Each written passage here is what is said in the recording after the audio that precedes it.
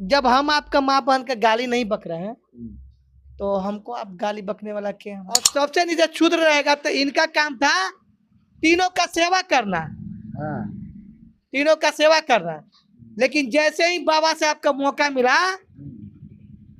तो एक कलम से जो है ना ये बड़ी व्यवस्था कर दिया। आवे कोई छू के ये तीनों कास्ट में कोई आवे छू के देखा दे तो हम लोग औकात दिखा दे। सुने है ना, खिसियानी बिल्ली खम्बा नोचे। हाँ। आना तो ज्यादा कुत्ता के देखे होंगे, ज्यादा खिसियाता है ना तो अपन ये में दतिया हुआ हुआ हुआ हुआ के काटता है। वही हाल ही लोग का होल है। हाँ। दोस्तों, सोशल मीडिया पर एक शख्स है जिसका नाम पुनीत ठाकुर है। वो बहन कुमारी मायावती, मान्यवर कांसीराम साहब और चंद्रशेखर आजाद को मां बहन की गालियां देते हुए नजर आ रहा है। और खुलेआम दोस्तों सोशल मीडिया पर वो चंद्रशेखर आजाद, बहन कुमारी मायावती और कांसीराम साहब के बारे में जिस तरीके सोची टिप्पणी करने का काम किया गया है, इसको लेकर दोस्तों जबरदस्त सोशल मीडिया पर चूल मची है। इसको लेकर हमारे साथ बातचीत करने के लिए मौजूद हैं दिलीप मंडल जी, जो कि बिहार में बहुत ही इनकी जो कही हुई बात है सारे लोग पसंद करते हैं और अपनी बात को तर्कपूर्ण रखने के तरीके से जाने जाते हैं। पहले तो स्वागत है सर।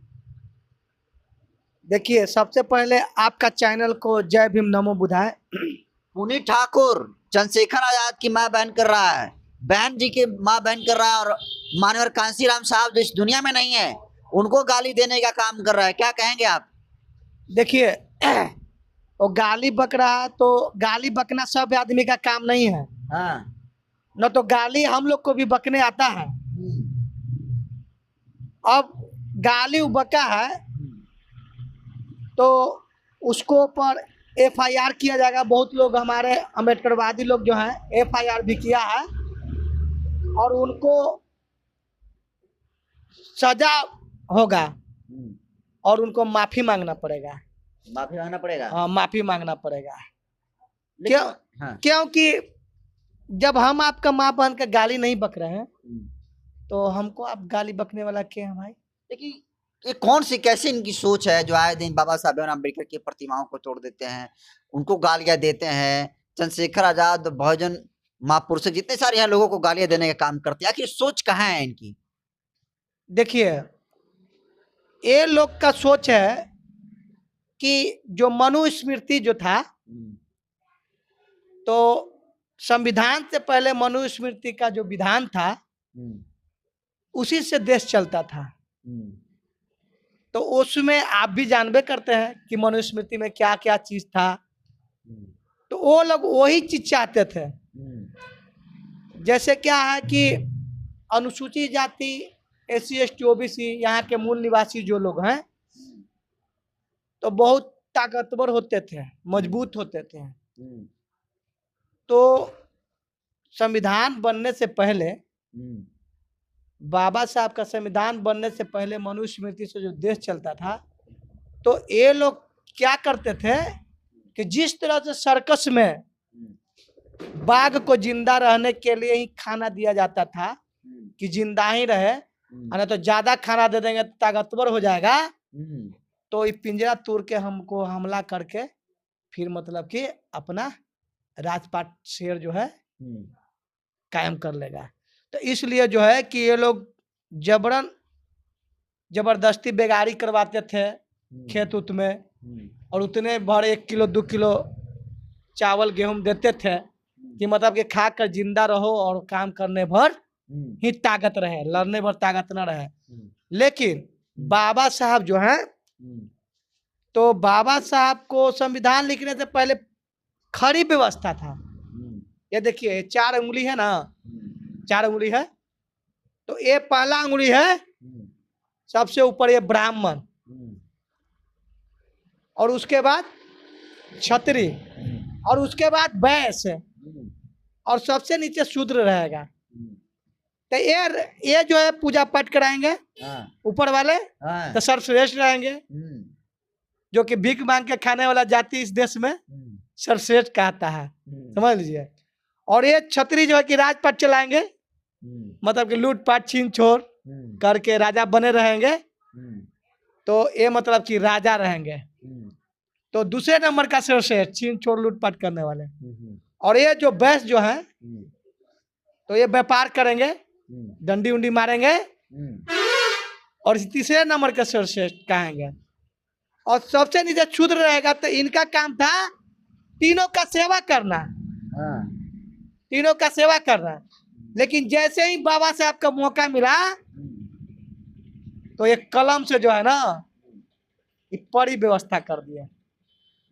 अब ये जो परी व्यवस्था हुआ मतलब एक सम्मान हो गया और वो चीज अब दिखाई देने लगा, इसलिए लोग जल रहे हैं। हाँ, पहले लोग खटिया पर बैठने नहीं देता था, अपने हमरे खटिया हमारा बाबा दादा लोग कहते थे। तका तो लोग आते थे, तका तो उठ के अगर बैठल रह जाता था लोग तो मारने लगता था लोग। अब देखिए कि हर जगह देखिए, बैंक में जाइए तो सभी जाति के लोग हैं, साथे बैठ रहा है कुर्सी पर। ब्लॉक में जाइए तो वही बात, विधानसभा में जाइए तो सभी जात के लोग बैठा हुआ है, लोकसभा में जाइए तो सभी जात के लोग बैठा हुआ है, हर सरकारी ऑफिस में जाइए तो इसको कहते हैं परिव्यवस्था। तो परिव्यवस्था हो गया, सब एक समान एक साथ बैठ रहा है, उठ रहा है। अभी चीज बर्दाश्त नहीं हो रहा है, नौकरी चाकरी में लोग जा रहा है, पैसा उसा कमा रहा है तो अच्छा घर बना रहा है, अच्छा अच्छा गाड़ी ले रहा है, अच्छा अच्छा कपड़ा पहन रहा है। अब हम ही है तो मेहनत मजदूरी करते हैं तो बढ़िया पहन रहे हैं, बढ़िया खाते पीते हैं। अब तो अच्छा कपड़ा पहनने पर भी हत्या हो जा रही है। हत्या हो जाएगा, कोई माई के लाल है तो हमको आके हत्या करके देखे। जहां हमारे भाई लोग कमजोर हैं, हाँ, 10-20 की संख्या में है, हाँ, तो वहां लोग हत्या कर देता है। हम लोग यहाँ हैं कम से कम 150 घर है, हम लोग रविदास जाति के, 100 घर पासवान जाति का, कम से कम लगता है कि 150 घर मांझी है, लोग बगल में ही है। आवे कोई छू के ये तीनों कास्ट में कोई आवे छू के दिखा दे तो हम लोग औकात दिखा देंगे। लेकिन सवाल ये है दिलीप जी कि बहन जी हो, चंद्रशेखर आजाद हो, ये भला इन लोगों का क्या बिगाड़े हैं, ठाकुरों का क्या बिगाड़े हैं, किस तरीके से आपका सोशल मीडिया पर अनाप शनाप आपत्तिजनक शब्दों का इस्तेमाल कर रहे हैं? बिगाड़े कुछ नहीं है, जैसे ये लोग देख रहे हैं ना कि धीमे धीमे हमारा सत्ता चला गया, ठाकुराई चला गया।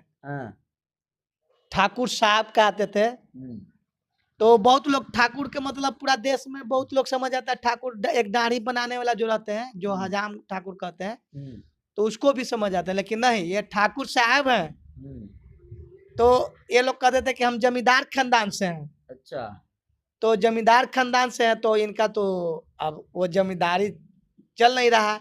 अब पहले जमींदारी का तो चलता था तो कहता था कि आइजा बैठ तो बैठ जाता था, लोग कहता था कि उठ तो उठ जाता था, कह देता था कि झाड़ा फिर तो झाड़ा फिरना पड़ता था।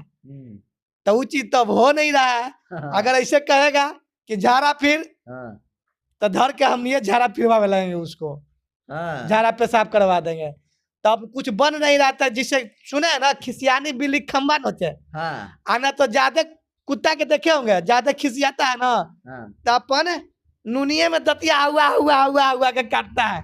वही हाल ही लोग का होल है। हाँ, यही स्थिति होल है। खिसियानी बिल्ली खम्बा नोचे और कुत्ता जो है कि देखते हैं कि हुआ हुआ के तो वही हुआ हुआ के दतिया न काटे। गाली बकने से कुछ होगा?